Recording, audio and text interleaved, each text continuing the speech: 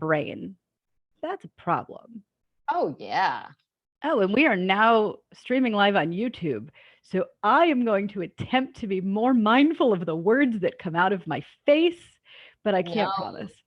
No, we are not in the business. Oh, there we go. Sorry. So, No worries.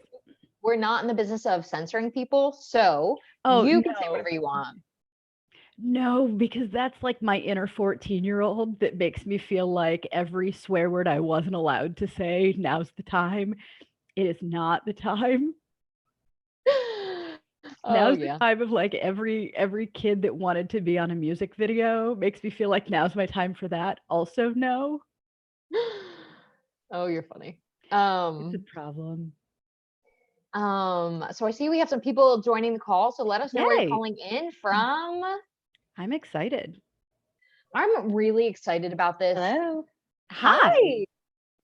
Hi, I'm coming from Argentina. Cool.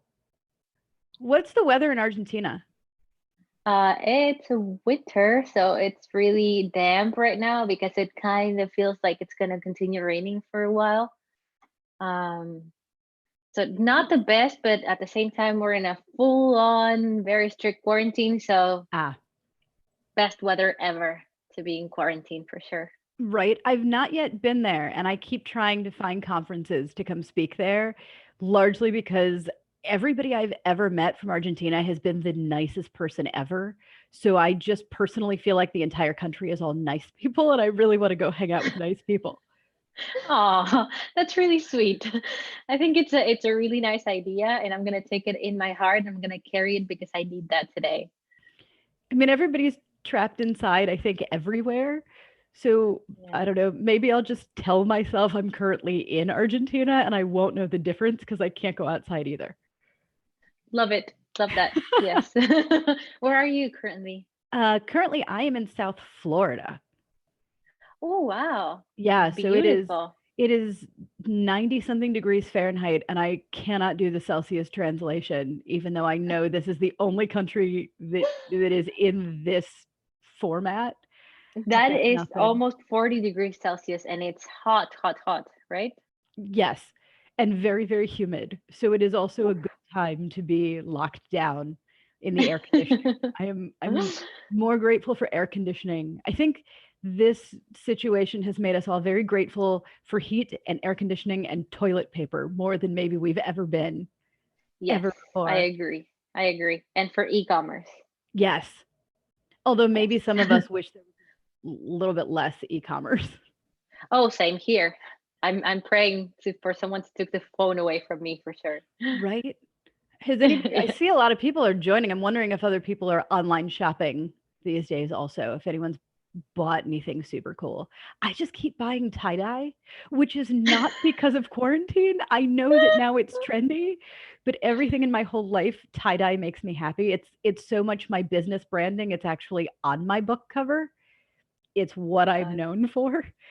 So the fact that everyone else is now, y'all are accepting my fashion sense of tie-dye and being barefoot. That is very convenient. Right? I don't know why anybody wears shoes. Oh, I'm seeing people. All I know. Somebody from Texas. Yes, we got some people calling in from Texas. All I know is bras are not going to make a comeback from this, at least not in my book, okay? No. Oh man. Anybody wearing pantyhose or Spanx? No.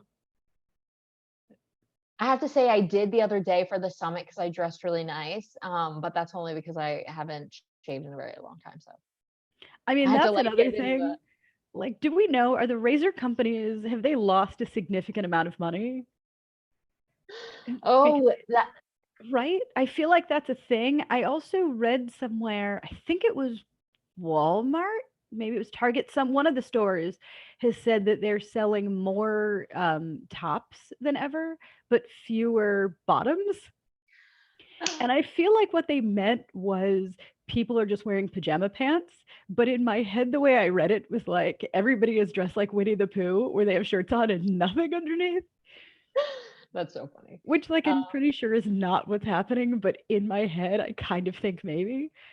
Like when I was a kid and I thought all the news anchors were sitting on toilets behind the desk. I don't know why I thought that. Oh my gosh. That's But so I funny. right? Like I totally thought that. And because you never see them standing up. So you don't really know that it's not true. So even as an adult, or like in my life, I feel like I'm an adult because the air quotes are necessary. And yet I still think, well, maybe they are. Maybe there's toilets behind the desk. We don't know. We don't know for sure. I kind of don't ever want to go to a new studio and see. I just don't want to have that ruined for me. It's nice to keep that imagery. And I'm gonna get started. I see we've got some people joining, Yes. so I just want to say thank you to everyone. I'm so excited about this conversation, about this talk, about this topic. So thank you to everyone for joining. And whether it's your first time or your 50th time with PowerToFly, we are so happy to have you, as always. And hopefully you're not tired of seeing me yet. Never. That's nice. It's only because it's the first one that you're done with me. So, there's time. Trust me. Okay, well, the next one we do, everybody needs to come back. We'll rehab this conversation. And then either I will say the same thing or everyone will understand when I'm like, oh, yeah, we're all sick of you. Just turn off your camera and go. At that point, I'll just hand it off to somebody else. And people who have been on here long enough I think they do well enough facilitating these. So just a couple of housekeeping things, getting into this. Turn your cameras on, come off of mute. I'm sure Chris feels the same way, but we really want this to be a safe space. We really want you to be engaged here. This is definitely an active conversation. This is a topic I have a lot of questions about. And so, I would definitely love to see your friendly faces. And if you haven't showered, don't worry, I'm bringing the funk on my side. So thank you all for being here. Funky, feel free to turn on your cameras. No pressure if you don't want to either. And at any point, if you feel that you want to write a question or write a comment, please feel free to write in the chat if you don't feel like coming off of mute. And, you can always write to me anonymously or to Chris anonymously by going in the chat box and hitting just the drop-down menu. And if you have a private question for Chris, you can feel free to direct that to me so I can ask her. And then this is being recorded. So we will send you an email with the link afterwards with some resources that I know Chris wanted to share. So I will get that to you. And then you can also share this with other people who are interested in the topic. And so with that, without further ado, I am so excited to introduce our speaker, Chris Shane, who has 25 plus years as a field expert as an LGBT plus educator. And hopefully I'm saying that right. And I don't want to butcher your whole intro, so I'm going to pass it over to you, Chris. No worries. I was going to say there's no butchering of anything, but that's going to be the next thing now that banana bread is done and sourdough bread is done. Maybe butchering is the next. I don't know. I just feel like I've watched too much Dateline. And if someone just joined us, this sounds really creepy, but hi. So I have been working in the field educating professionals at all different types of industries on LGBT plus topics for somewhere between 25 and 26 years. Although I kind of feel like in a pandemic, every day feels like a year. So maybe we're all 700 years old right now and we just don't know. But I can see some of you on camera and y'all look great for 700. So that's never a bad thing. So I have been brought into this space to have some conversations and answer some questions because we are in Pride Month. And that comes based out of the beginnings of really kind of a public conversation nationally in America and throughout the world about what it means to be LGBT plus. And so within this space, Nicole mentioned it being a safe space. And I kind of want to address that terminology. So for a really long time, safe space was kind of the key term. And what it really meant was that if somebody says something that's disrespectful, somebody else in the room will say, like, you can't say that, or maybe depending how awful it is, you have to leave immediately, which is really, really great. I'm going to challenge everybody to make this a brave space. And what that means is that it's a conversation that we're having. And so it isn't just don't say anything that might get you kicked out, which can be really scary because if you don't know when you have a question, but you're not sure if you'll get kicked out for asking the question, I can't know you have the question, you can't get the answer, and that doesn't really get us anywhere. In a brave space, I'm going to encourage you to be really brave in asking the question. Be as respectful as you can be. If you're not sure words or terminology, it's cool. Probably what'll happen then is we can have a little conversation about what the right terminology is. So we'll get the question worded right, and then we'll answer the question. If you're really not sure on language, you can go down into the chat box and either message it to Nicole or message it to me, and we will figure out how to word that. Or maybe it'll be part of the conversation of how we answer the question in knowing what the question is. But we will collectively get there, and there will be links and things so you can rewatch, so you don't have to furiously scribble out notes. You can send me messages. We'll have contact info if you don't feel like a question you have is something you want to share publicly. Also cool, if you've got a personal story or a personal question, totally cool to leave it off of the recording and send it to me. You can send me carrier pigeons if you want. Just tell me to open windows. I'm going to ask that you don't send smoke signals or Morse code. I don't know how to read them. Other than that, I think we're good to get started.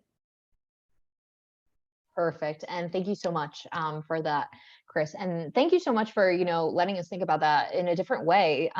That's what I'm so excited about this chat, is to talk about things and learn about things that I'm unfamiliar with, but have so much learning to do.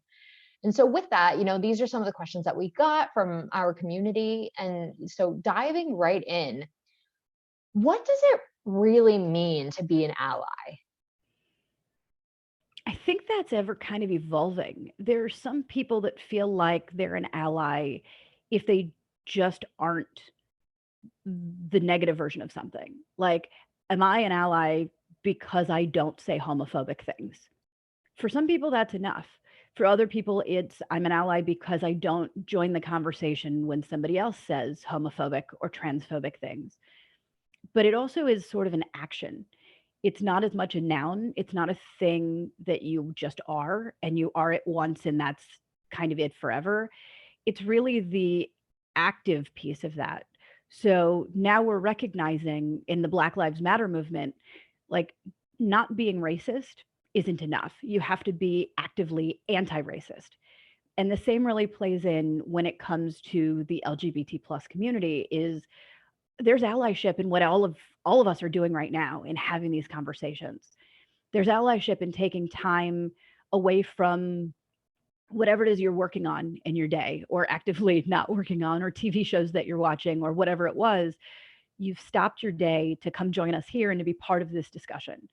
And there's allyship after in having thoughts about what we talk about. So the more that you keep growing, and the more that we all keep growing and learning and having discussions, the better allies we all become, because we can't do better if we don't know better.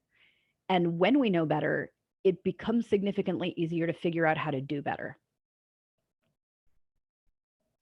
Yes, I love that you're calling this out. And I think especially what's been interesting to me during the Black Lives Matter movement is, people are tending to have a focus on Black men, right? And not focusing on Black trans women and how Black trans lives matter. And, I know that Dave Chappelle had his skit and he got a lot of blowback for not mentioning Black women in this Black Lives Matter struggle. Not struggle, the movement of Black Lives Matter. Sorry, I misspoke. And so, can you talk about that a little bit, about the Black Trans Matter movement, apart from the Black Lives Matter movement?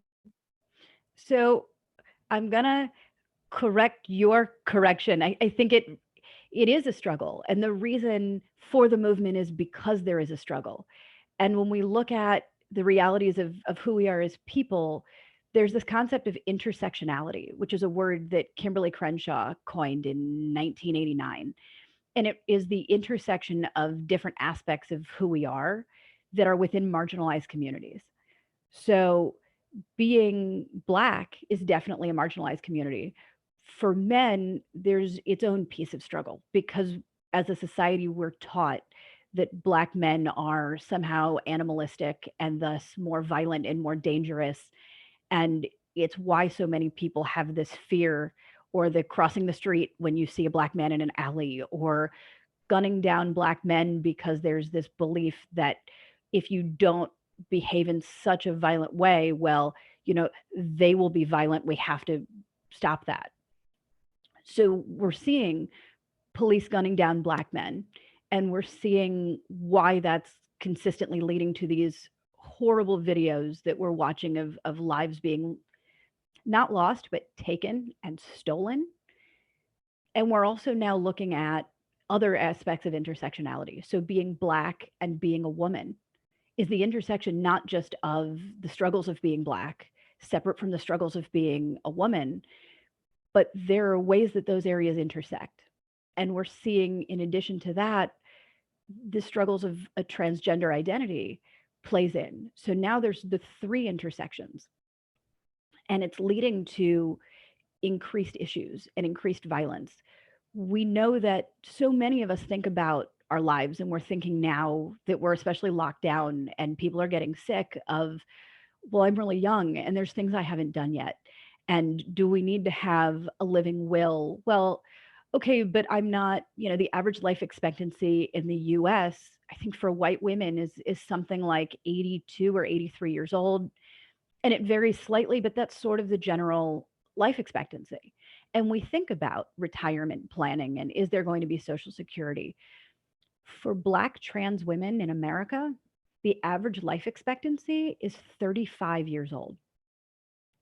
35.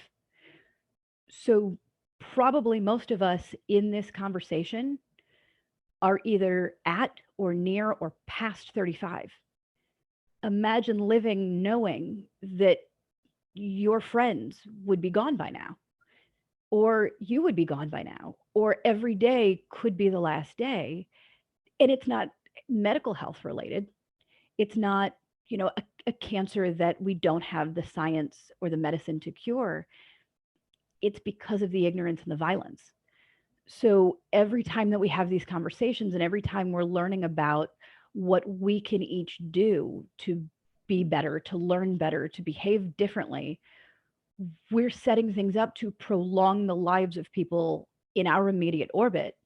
And when we come together collectively, we know there's power in that. We're seeing the laws are starting to change. We're seeing cities banning chokeholds because so many people have come together in support of these Black men whose lives are being stolen. So we have that same power. We know that we can come together and recognize Black trans lives matter and Black trans women's lives matter. And it isn't even just mattering. I think the movement and the name is necessary, but we can't stop at that, right? Like it's not enough for someone to be like, you matter. Great. But I don't want to just matter. I want to be happy. I want to be successful. I want to make a difference. I want people to care about me. I want to be seen for who I am and appreciated in my workplace and have relationships and dance to music and all these sorts of things. And so when we look at this movement that always ends with the word matter, yes, but that's the bare minimum. And we've reached a point where we're looking at demanding the bare minimum. Why is that enough? Why is it's so bad that we're asking for even that? But it can't be where we stop. So looking at not just let's stop murdering people, but also let's talk about ways that we can see people and affirm people and support people and elevate people, not in spite of their Blackness or in spite of their female identity or their transgender identity, but in part because of it, because we're all better, not just because of a piece of who we are, but because of the collective of who we are. So that's really sort of where this movement is rooted and where I think it's going to continue to go, that when the day comes, and I'm saying when, not if, that we have passed the point of it being enough for a population of people's lives to matter, it becomes then incumbent on all of us to figure out what we can be doing to elevate those lives and to be supporting those lives, not just to acknowledge that, yes, they also matter. Such an important point to talk about, that it is the minimum, that they matter, and where do we go from here? And such an impactful statistic about the average lifespan for a Black trans woman. Thank you for sharing that. That gave me goosebumps, made me very emotional to just think about the horror that somebody might feel being Black in America, right? And all the struggles that comes with, but then all the struggles that come with being a trans woman and how to face that. So thank you so much for, talking about that and bringing that up. And our next question is, how can we do better for the trans community?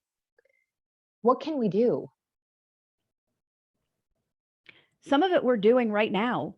We are taking the time out of whatever our own schedules and our own lives are to have these conversations. And we're coming together, whether it's through exchanging contact info in a Zoom chat or showing up for more PowerToFly events and knowing that someday, again, we'll be in person and being able to come together and having these conversations consistently, not just because it's June and it's Pride Month, and not just because the television is showing protests and marches. When we look at marginalized communities, we know that a little bit is not enough because it shouldn't have to be, right? We know that when it's Black History Month in February, all the schools talk about Martin Luther King and maybe Malcolm X, and there's lots of talk about Oprah. And then we move to March 1st, and collectively we sort of move on. And we move into June 1st, and all the stores have rainbow everything. And I mean, maybe it's just me, and we were talking about online shopping earlier, but June 1st is expensive for me. Your girl wants to buy all the rainbow things, everything rainbow. And if it's rainbow and tie-dye, get out of my way. Please take all of my money immediately. And also I want 2, sometimes 3. And if I think I can't find it, I probably need 4 of whatever it is. But then we get to July 1st and we all move on. The problem is when you're within a community, you're still in the community even when the month changes. And so when we look at, it's awesome, yes, that we're talking about this and it's Pride Month, are we still talking about it when it's not Pride Month? Are we still having these conversations when the news moves on to whatever the next thing is? Are we in November talking still about what's going on in the community? Are we looking at the realities that far, far too many people in the LGBT plus community get kicked out of their own families? When they come out, their family doesn't want anything to do with them. And the numbers are higher for transgender people and gender non-conforming people and gender non-binary people than in most any other category. So when it comes time that we're looking at, for example, the holidays, what can we do and what are we doing in our own community? And how are we reaching out to people who may have been kicked out of their families to figure out, is it something, maybe I have enough room at my dining room table to add another person and I can invite somebody who doesn't have a typical or traditional family. Maybe there's money, at the end of the year, there's some people who like to go for tax write-offs or their company does, and they're looking for, where can I put my money? Where will it do the most good? Many communities have an LGBT center or an LGBTQ center. Money can be useful there. There are some communities that have facilities or organizations specific to food and housing and clothing for trans people. There's typically very little money for advertising, but there's a lot of need. So really looking at what can we be doing all year within this community, and how are we continuing to get educated? Are we watching the television shows that have transgender actors or transgender characters? Are we, when we talk on our social media channels, are we lifting those stories up? Are we letting the networks know, I love this show. And even I love this show in part because, and sharing it, we want to see that. We want to see what it looks like to have a trans identity. I haven't lived every life ever. I learn about the lives of others because I get to watch the characters play out. I've not yet been in my 70s and 80s, but I feel like I have more understanding of people who are, because The Golden Girls is my favorite show. It is, I will fight to the duel of greatest show of all time listing. But it's taught me a lot, and I've learned a lot about what matters because I've seen these characters, and they're not just the old lady in the corner we saw them on television as people with full lives and full stories, and they were dating and struggling with money or celebrating professional successes. When we see that in our media for the trans community, it's helping everybody.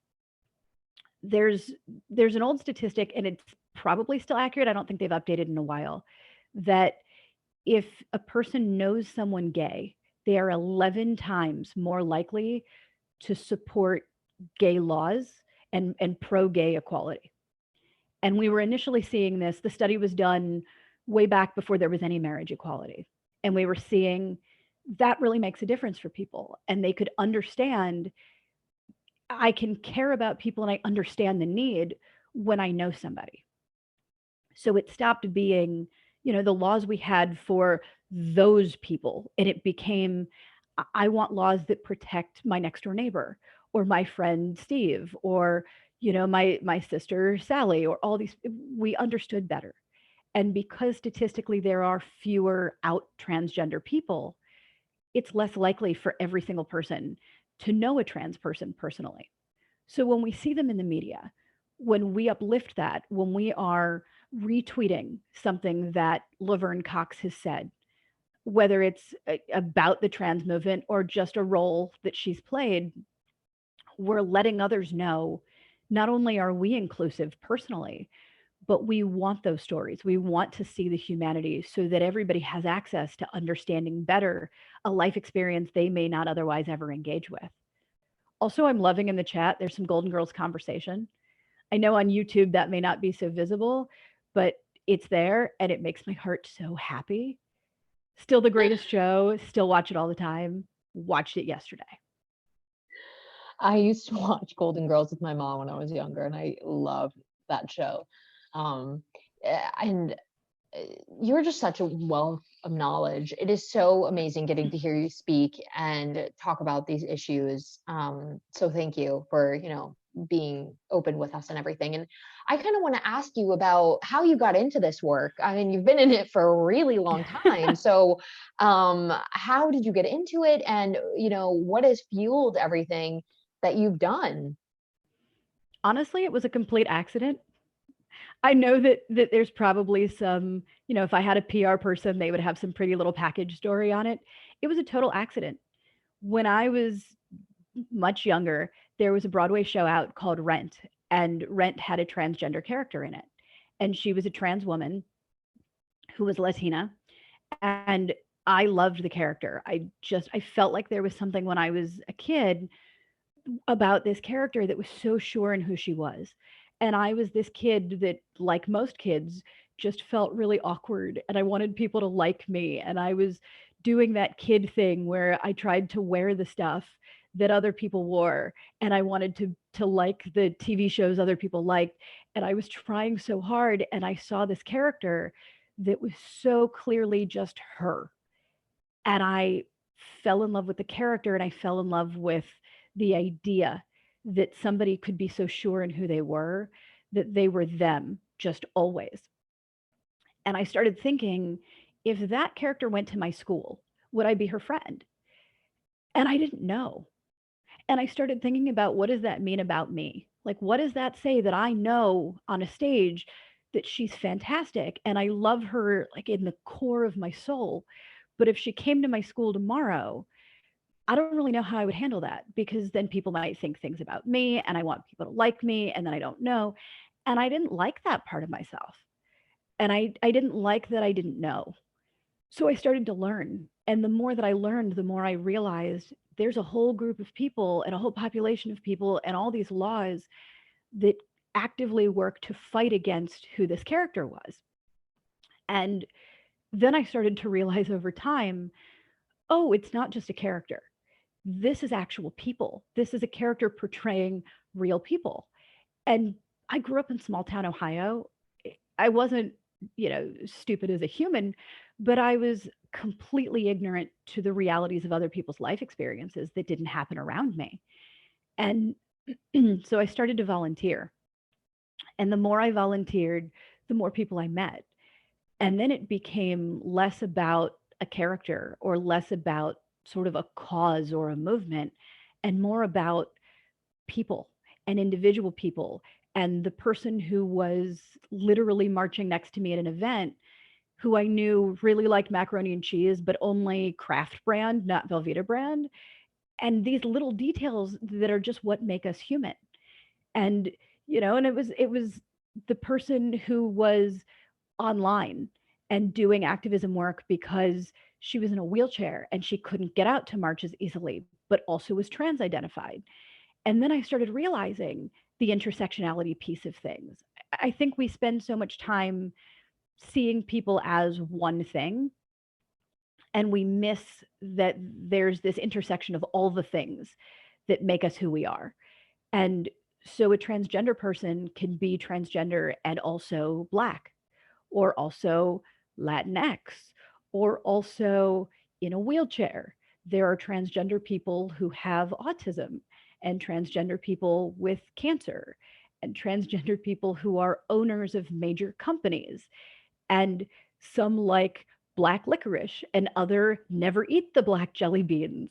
And some listen to Alanis Morissette in their car while they drive, and all these things that are exactly like me, even though what society told me was, no, we're totally different. There's nothing we have in common at all. And the more I think that I became aware, the more it became vital for me to share what I knew. I think it's sort of any other thing that's really awesome. I mean, there's new M&Ms out that are brownie M&Ms. There's brownie inside the M&Ms. I think they're the greatest thing ever. I eat too many of them. I will not pan down to my desk where there's wrappers. But I have told everybody about them because it's this great piece of information that I had of like, these things exist and everyone should know about it. And I think we all do that. We all talk about, especially on social media now, the restaurant I went to that has this amazing fresh bread that they give you at the table, or the tattoo shop that my friend went to that is terrible, and I need everyone to know never to go there. And now we're looking at the same kind of thing for the trans community. Where are the organizations that are doing great work that we can share that information? Where are the people or the situations that are really problematic? We've seen it most recently, I think, with J.K. Rowling, who wrote the Harry Potter series. And she has very recently come out and said that she's pretty anti-trans. She didn't outright say it, but she made a lot of negative comments about trans women and about them not being real women. And it's led to a number of people, including the cast of Harry Potter, coming out to talk about the realities of what it means to be trans and how equal that is, and how important it is that we see women of all birth announcements and birth assignments as being real women. And the more that we saw that, the more we could amplify what that looks like. And the more we can share that with each other, we can talk about, how do we talk about this, and what's going well and what's problematic. So I think really the sharing piece also goes along with how we can do better for the community. And I'm going to stop my video just long enough to plug this laptop in, because otherwise I will lose y'all. I always forget to plug it in. No worries. Chris, this is so interesting that you're saying this, because, I'm from very small town America, very small town rural America. And, it's no secret that in small town America, it's definitely a more conservative view of a lot of things, including, the Black Lives Matter, the trans movement, gay rights, just to name a few, right? And it's been, I don't want to say a struggle, but I want to be transparent and say a struggle for me to really understand kind of the trans, not the trans mindset, but what trans people are struggling with, because I can't grasp it, right? As I'm not a trans person, and I want to be open and understanding. And this is also part of the reason I wanted to host this chat, was to learn more, because that's really the way that you open your mind, is to learn more. And, I came across this documentary that I found very interesting from Katie Couric that I got to watch when I was flying back from Argentina. And it was about, I think, it was about gender and gender fluidity. And it was so interesting. And, something that I didn't know, and maybe people on the line didn't know, but a lot of times when babies are born, if their penis is either too small or their clitoris is either too long at birth where they measure it, they, change the sex. I want to make sure that I'm saying that correctly. Or they, reassign the sex of the baby, which creates a lot of gender confusion from what I understood. And I may be misspeaking. So, I want to be transparent in that. But I would love for you to talk about that. Sure. So we've long known that our body parts don't equate to our gender. Like that's not, if we separate that completely for a moment from this idea of a transgender community, we've already long done that. That's not new. And we know that because if, and I'm gonna use your name out here, Nicole, if our collective friend Nicole had breast cancer and had to have a double mastectomy, and she said to any of us, I'm so afraid I'm going to be less of a woman now, every single one of us would immediately be saying to her, of course, sweetheart, of course not. The having to remove breasts doesn't make you less of a woman, because we understand that Nicole doesn't become less her gender identity because she has different body parts or doesn't have certain body parts. We know that. We know that if somebody was in a car accident and their penis had to be amputated, they don't stop being a man. We know that if there's testicular cancer and the testicle, one or both, has to be removed, the person doesn't stop being a man. So we've already known in our society, we've long known that you don't stop being your gender because your body parts change. And it's because we know that gender is not what your body parts are, it's who you are. And there's this sort of mixture of understanding when it comes to that. And there is an entire population of people that Nicole was talking about that happens. It's not super common. It's also not as rare as you'd think, considering how many millions of babies are born worldwide every year. That our entire understanding of somebody's gender comes from their lower genitalia. And we have entire parties about this in America.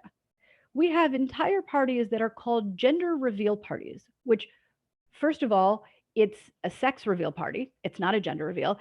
And also, the person who created them has said very loudly multiple times, this is the worst thing I've ever done, and I wish I could take it back. Really, what it is we're all going to come together and have a party to acknowledge the genitals of a fetus, which is just kind of bizarre. But we have this belief that sex and gender are the same thing too often. And it becomes this concept of we have these expectations. And it translated even into the transgender community, that we used to say that somebody was male to female transgender, which means they were male, now they're female, and now you know. And it was what made sense and what the correct terminology was for a long time. And then we started to figure out gender is really a social construct. Like, we have this idea of when somebody's pregnant, if it's a boy, we bring them toy trucks and blue clothing. And when they're toddlers, they get the jeans with the reinforced knees because, well, boys will be boys and they're dirty all the time. And so they're going to ruin their clothes. So you got to have the stuff you can put through the wash extra.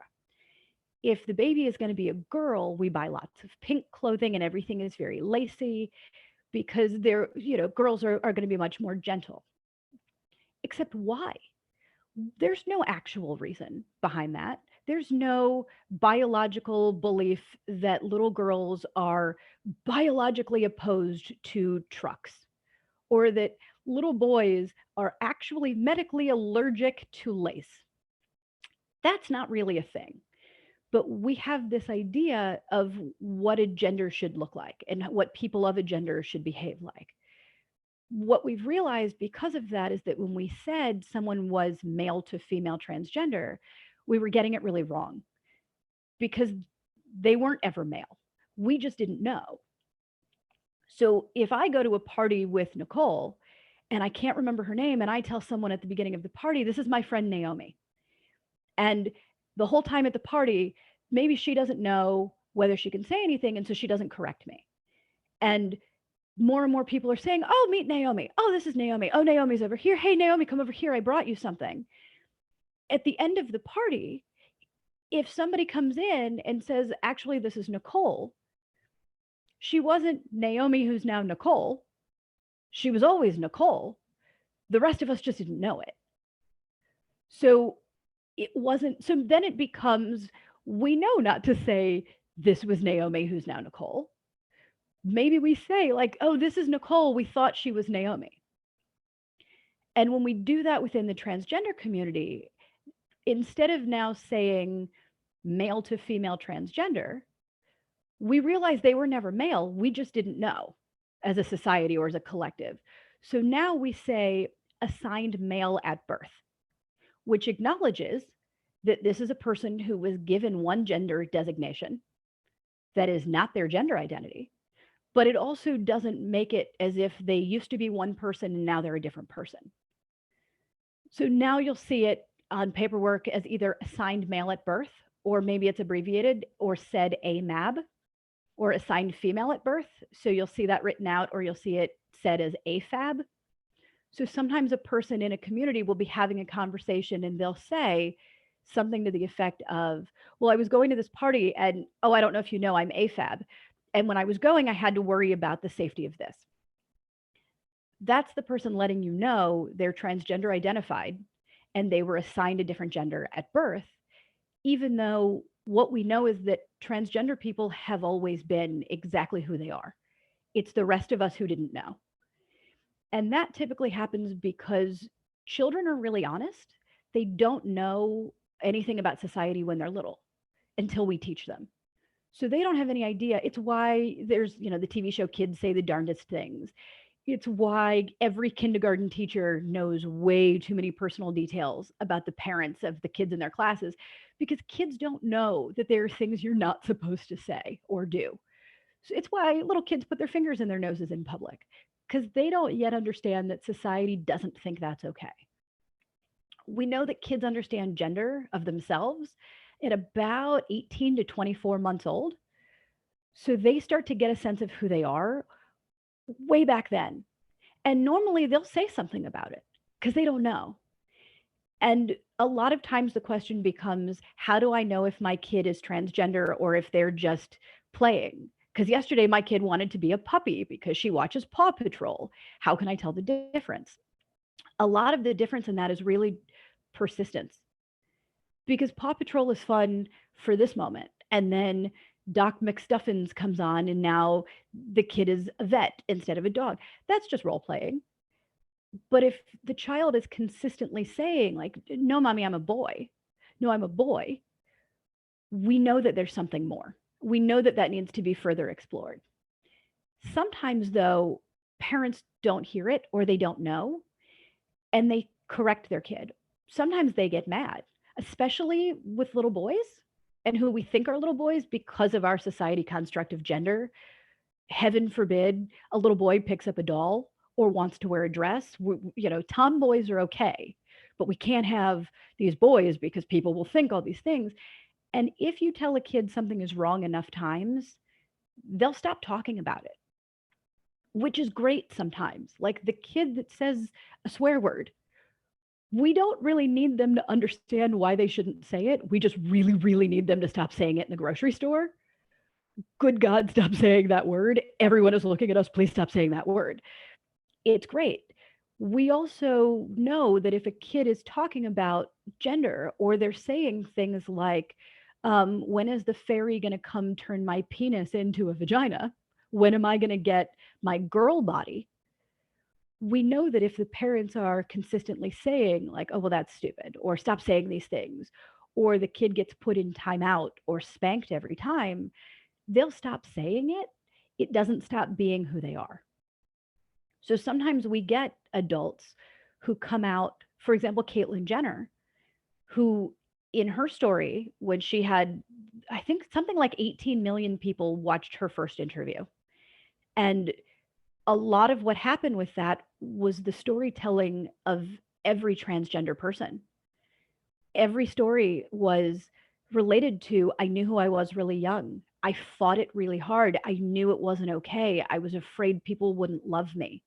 I was afraid I would lose my job and my housing and my friends and my family. And then at some point, what happens too often is that trans people reach a point where there's sort of two paths left. Either the person has to come out or they can't live anymore. And over 50% of trans people have attempted suicide at least once. Over half of the population.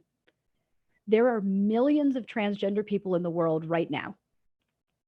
There are probably hundreds of millions of transgender people that have existed since the beginning of time. We know we can do better than that. We know that this happens because it's not safe. And not just physically, although also physically, but it's not emotionally safe a lot too.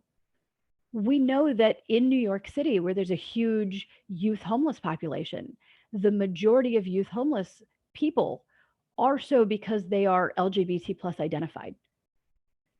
They come out and they're shown the door immediately. We know that it often happens that these kids turn to sex work because they don't have any money. We know that they turn to drugs and to alcohol because they're trying to numb the reality that they've just been kicked out of their whole lives.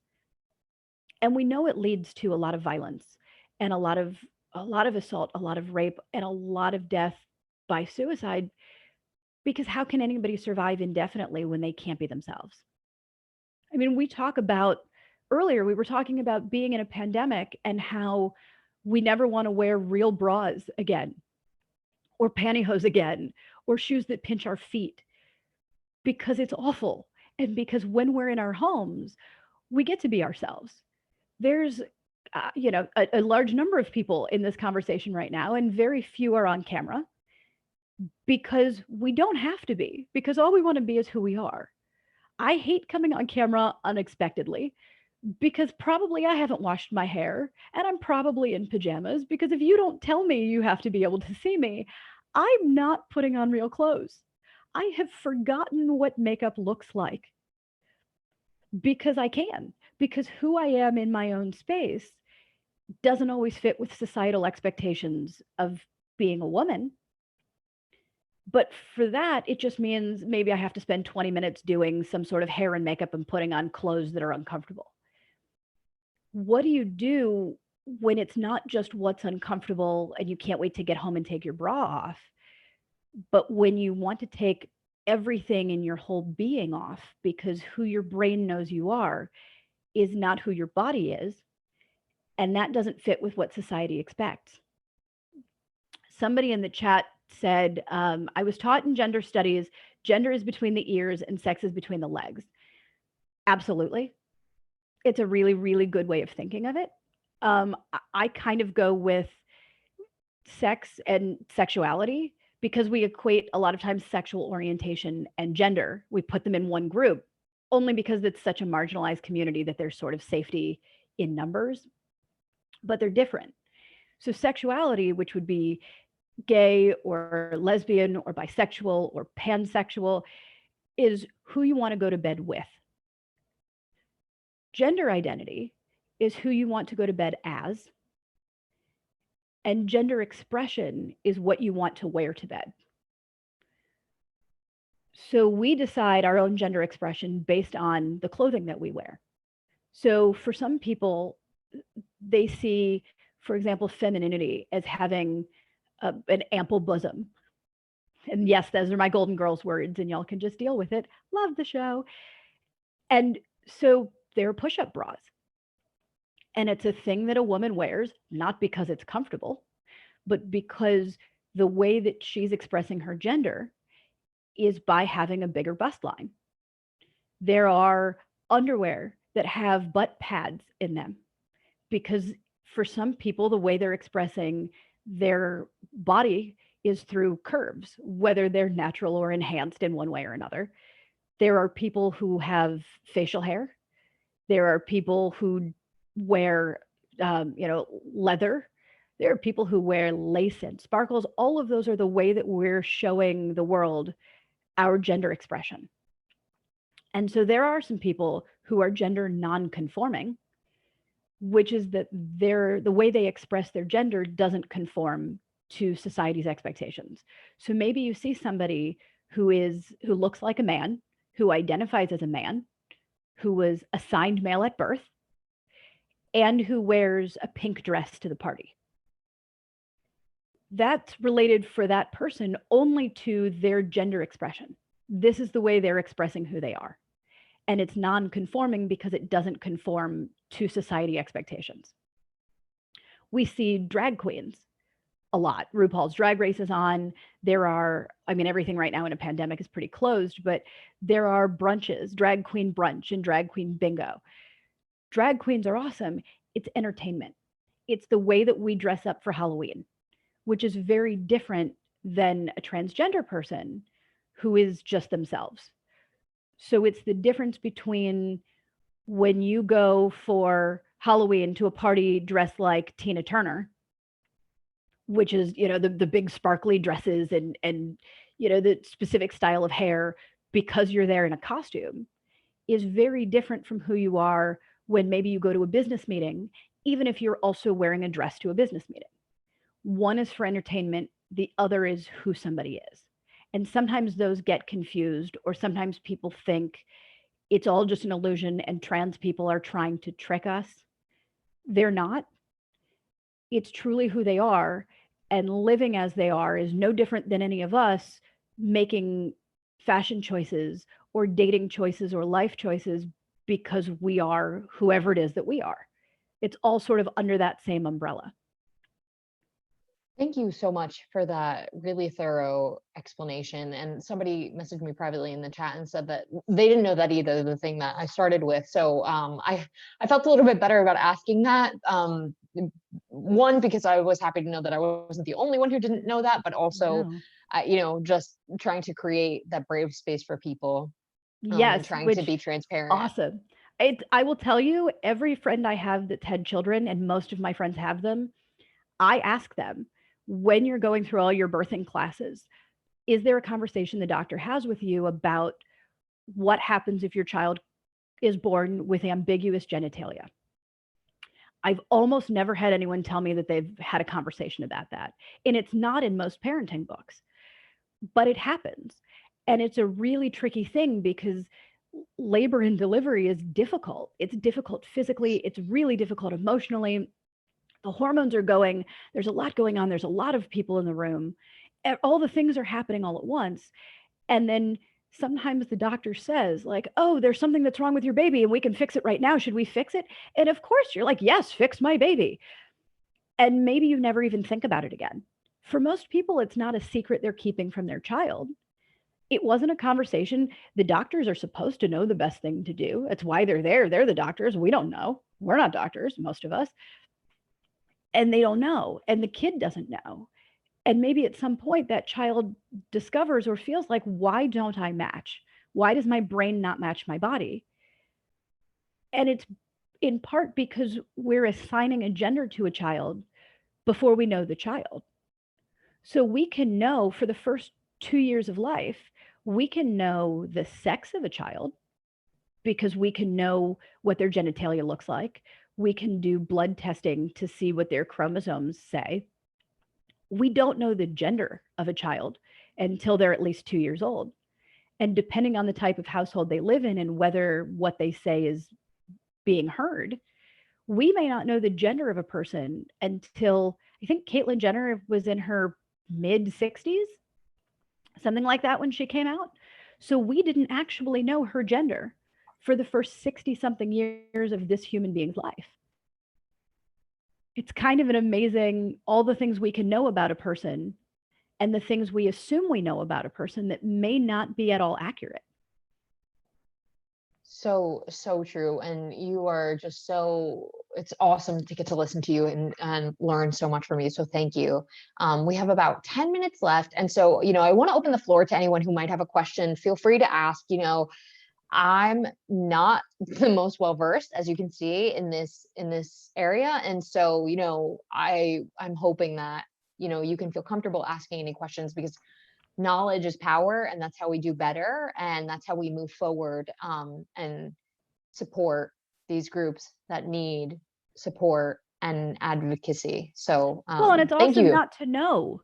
Of course. I mean, I know it sounds weird, but like I love when I realize I don't know something, because I think the worst place we can be in is to not know that we don't know. Mm. Right? I mean, I'm not a visual super techie person at all. I've built my own website. As far as I can tell, it's at least decent, but I don't speak that language. I'm not a marketing person. I'm not a salesperson. I don't know back end things. I don't know coding things. So I have no idea of what I don't know. There might be something. Matter of fact, I am certain there are at least a handful of somethings that people who specialize in those areas can click on my website and in half a second go, oh, well, here are all the things you could be doing that would work better. But I don't know them because I don't even know what question to ask. The best thing ever is when you are aware that you don't know something. And then I can say, like, all right, well, I don't know about coding. Because I know what I don't know, I can go find someone who does know about that. I can go say to them either, can you tell me how to make this specific thing happen? Or I can say, I don't know anything at all about this whole topic area. Please just tell me things and it will help me figure out more questions. So to show up in any space when you don't know is awesome. And it's already a win. It's already like a cheer for yourself, dance it out kind of moment of like, I've recognized there's a topic I don't know about, and I'm going to show up to do something about it, and I'm going to go to a reputable source. So, right, like not knowing isn't a problem. The not knowing is the beginning of the solution. I mean, there are things I'm learning. I'm a white person, and I've had friends of different racial groups for a very, very long time. I couldn't even count the number of things I've learned in the past month because I didn't even know to ask some questions, or I didn't even know that that was something anybody thought about. And we've seen it in the Me Too movement when it was happening. And it wasn't, I think we all kind of thought it was the really awful men, but most of who we heard from were our brothers and our best guy friends and our boyfriends and husbands and cousins and good people who genuinely never knew that we have to watch the bartender pour a drink because we can't trust that if someone buys us a drink and brings it, that there's nothing put in it. And we go to the bathroom in groups, not because we're a random stereotype that that's just what women do, but because it's probably not safe in some places to walk from the table where we are to the bathroom and back. All these things that they never knew because they didn't know until the conversation started. So this is just the best thing. We're having conversations, which is always the goal. You know, and bringing that up, that's something so interesting about going to the bathroom in groups, because I don't even remember, you know, learning about that. I don't remember being like, oh, you need to go to the bathroom in groups. It's just something we've always done. And so, you know, it's just so interesting, like looking back on that and then realizing like, oh, this is why I go to the bathroom in a group. And then, you know, especially as you start getting older and you realize that it's not just, you know, for the company anymore, it is for safety. The older you get and the more independent you get, at least, you know, in my experience. You know, and we know also that for trans women, but for trans people of all gender identities, bathrooms are really dangerous. Bathrooms are some of the scariest places for transgender people, in part because there are fewer people in bathrooms. Typically, they're kind of soundproofed. There's never, even if there's security cameras all over a facility, they're almost never in a bathroom. Legally, they can't really be in bathrooms. And everybody pees. Whatever your gender identity, it's a thing. Everyone uses a bathroom. And there's been some conversation about bathroom safety in the, not just within the, it happens a lot in the trans community, but outside of the trans community. One of the really easy ways to be supportive of a trans person is even to say to them, like, if you know, if you need to go to the bathroom, I'm happy to go with you anytime. There's there were stickers for a little while that said things like, I'll go with you if you need to pee. Or sometimes it was abbreviated just, I'll go with you. And it sounded stupid. It sounded, you know, like when you have a 4-year-old and the 4-year-old can't go potty by themselves. But the reality of it is, a lot of times bathrooms aren't safe. And when you get into situations where it's not safe, then what? And we have laws that are in the process, in the works. There's a documentary on Netflix called, I think it's called Becoming Coy, something like that. It's about the legal case involving a child named Coy Mathis in Colorado, who was a child who was transgender, who was not allowed to use regular bathrooms at the school, and all the ways that that was harmful. And we know that also happens for adults when it's not safe for you to go to a bathroom in your workplace. I mean, we've all had that time where you drove in the last 3 minutes a little too fast because you've really, really, really had to pee and you need to get home. But what do you do when that's your workplace? What do you do when you have to go to the bathroom and it's 9 a.m. and you can't leave till 5? What happens then? And how much can you pay attention to what your job duties are? So the more we're thinking about the differences in even the little ways, whether it's women who go in groups. Yes, Tori just posted about a bathroom bill in North Carolina, and they're popping up in a lot of places. We've had some of the sort of right-wing groups of men who are really angry about anyone else getting any sort of rights. They, for a while, were showing up at Target stores in a dress, specifically to go into women's bathrooms and scream at women. They were doing it because they wanted women to complain, because they wanted there to be laws that said that trans women cannot use women's bathrooms. Unfortunately, it didn't work. Unfortunately for them, rather, it didn't work. People saw very quickly that that was a bunch of garbage and that people just want to go to the bathroom.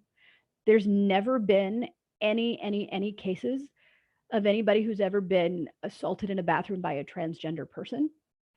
It's just never happened. They're afraid.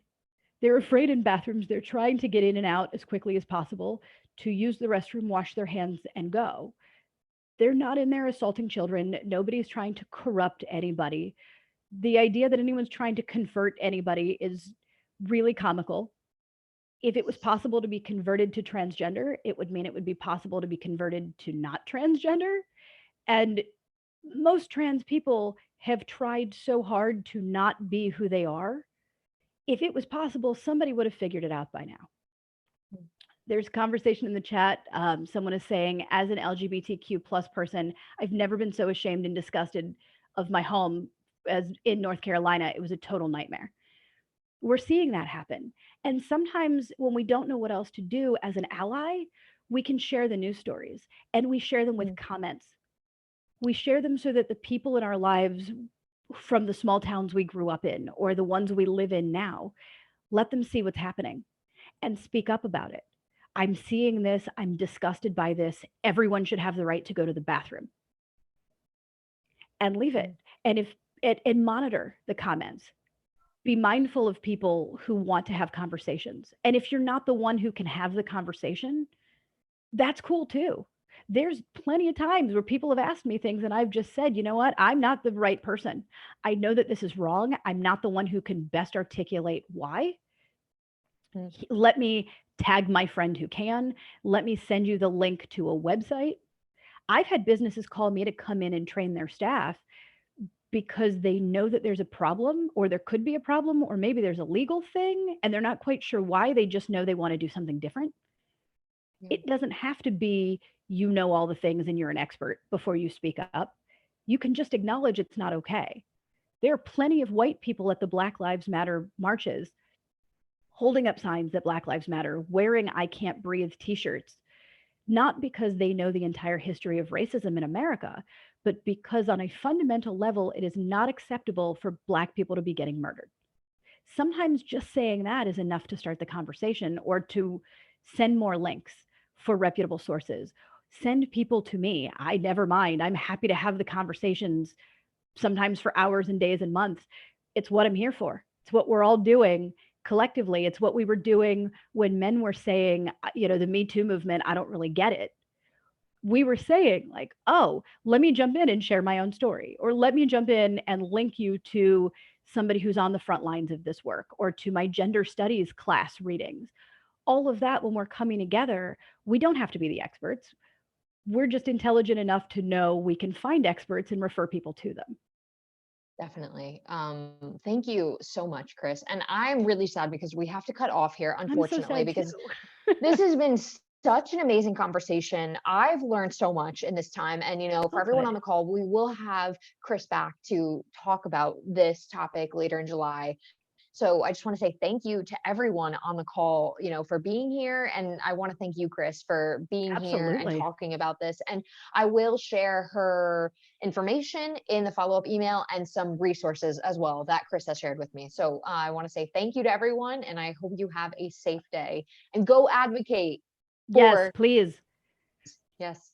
Thank you so much. Bye.